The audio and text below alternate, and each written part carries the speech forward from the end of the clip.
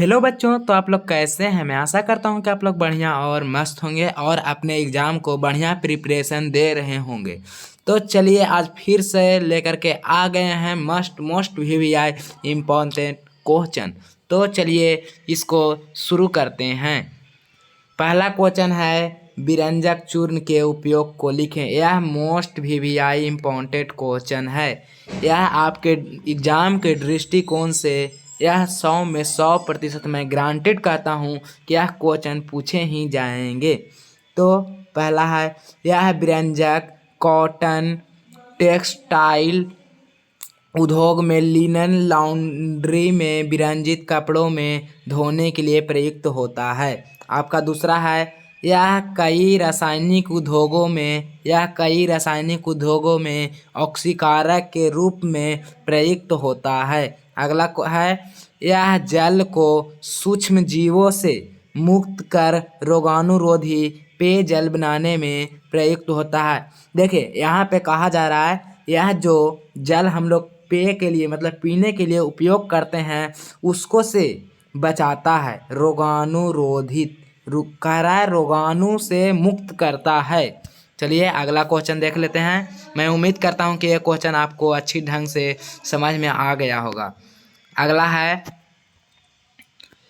धोने का सोडा के दो प्रमुख उपयोग को लिखें। धोने के सोडा को दो प्रमुख उपयोग को लिखें। पहला है इसका उपयोग कांच, साबुन, कागज उद्योगों में होता है। दूसरा है जल की स्थायी कठोरता को दूर करने के लिए इसका उपयोग किया जाता है। चलिए आगे बढ़ते हैं। खाने वाला सोडा का बेकिंग सोडा भी कहा जाता है। आप लोग तो जानते भी होंगे। इसका सूत्र NaHCO3 होता है। इसका रासायनिक नाम सोडियम बाई कार्बोनेट या सोडियम हाइड्रोजन कार्बोनेट है, जिसका सूत्र अभी आपको बताए NaHCO3 होता है। ठीक है। इसको बनाया कैसे जाता है ये हम लोग देखेंगे। बनाने की विधि अमोनिया गैस से संतृप्त सोडियम क्लोराइड के जलीय विलयन में कार्बन डाइऑक्साइड गैस प्रवाहित करने से सोडियम बाई कार्बोनेट प्राप्त होता है। क्या प्राप्त होता है? Sodium by carbonate. इसका देखिए यहाँ पे सूत्र लिखा हुआ है, लिख दिए हैं। इसको आप लिख लीजिएगा कॉपी में। चलिए आगे देखते हैं। और हाँ, अपना कॉपी कलम ले करके ही बैठिएगा क्योंकि यह बहुत ही कॉम्प्लिकेटेड क्वेश्चन है। आप अपने कॉपी में लिख लीजिएगा। प्रश्न है अगला, प्लास्टर ऑफ पेरिस का निर्माण कैसे होता है। इसका मतलब कैसे बनाया जाता है प्लास्टर ऑफ पेरिस का। इसके रासायनिक समीकरण लिखें। ठीक है, बहुत प्यारा सा क्वेश्चन है। उत्तर देंगे। जिप्सम को 373 डिग्री सेल्सियस पर गर्म करने पर यह जल के अणुओं का त्याग कर कैल्शियम सल्फेट अर्धहाइड्रेट कैल्शियम सल्फेट हेमीहाइड्रेट इसको कहा जाता है। इसका सूत्र होता है CH4 × ½ प्लास्टर ऑफ पेरिस का। तो CH4 × ½ बनता है।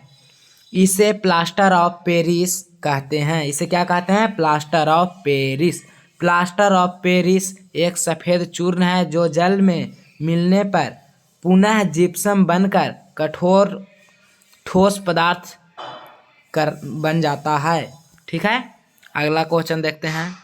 साबुन एवं अपमार्जक में अंतर वर्णन करें। बहुत ही प्यारा सा क्वेश्चन है। साबुन एवं अपमार्जक इसका देखिए आंसर यहाँ पे दिया गया है।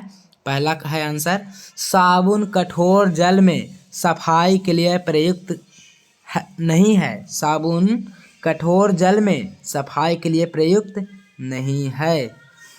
यह अपमार्जक में है। यह कठोर जल में भी सफाई के लिए उपयोगी होता है। यह है जो कठोर जल में भी सफाई के लिए उपयोगी होता है। दूसरा है साबुन वनस्पति तेलों से बनता है। साबुन जो है वनस्पति तेल से बनता है। दूसरा में है अपमार्जक पेट्रोलियम के हाइड्रोकार्बन से बनते हैं। अपमार्जक हाइड्रोकार्बन से बनते हैं। अगला है तीसरा, साबुन से सफाई क्रिया निम्न स्तर पर संभव होता है। साबुन से सफाई क्रिया निम्न स्तर पर संभव होता है।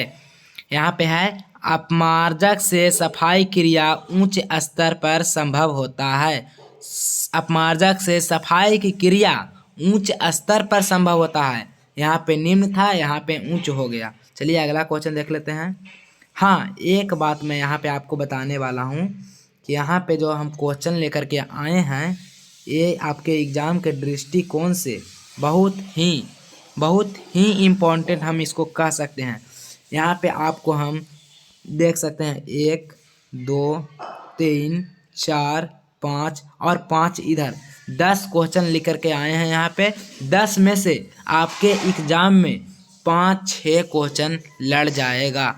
तो इसको मैं एक बार टिक लगाता हूँ, उसको आप याद कर लीजिएगा। कहिएगा तो मैं इस पर एक वीडियो अलग से लेकर के आ जाऊँगा।